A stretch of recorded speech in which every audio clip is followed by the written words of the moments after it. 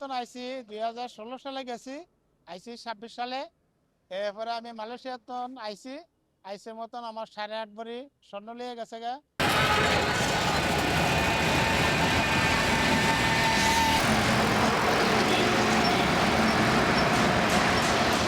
আইসি 2016 সালে গেছি, আইসি 26 সালে।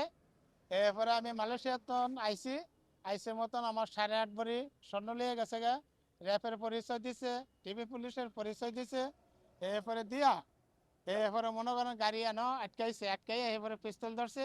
এরপরে আমার লোকজন আহত করছে, রক্তাক্ত করছে।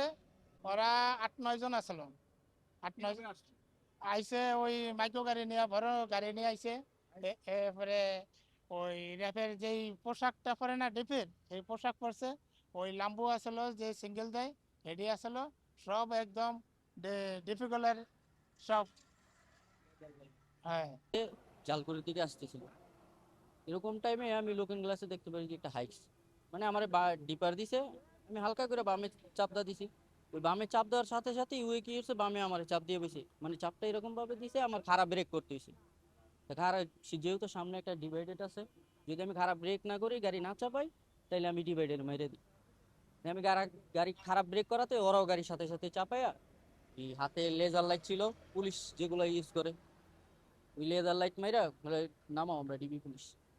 ডিবি পুলিশ নামায় সাথে সাথে যায় ওনারে আটকেছে। বিদেশ থেকে কি আসছে ওনারে ধরো, বিদেশ থেকে ওনারে আইসা সাথে সাথে একবারে ওনারে সাথে সাথে অস্ত্র ঠেকায়, মনে করেন যে সাথে সাথে চেক করা শুরু। চেক কইরা সর্বোচ্চ 10 মিনিটের ব্যাপার, 10 মিনিটের মধ্যে আর কি কাজ শেষ। তারপরে ওই যে আপনার চেক কইরা সর্বপ্রথম চেক করে ওরা গোল্ড পাইছে, ঠিক আছে।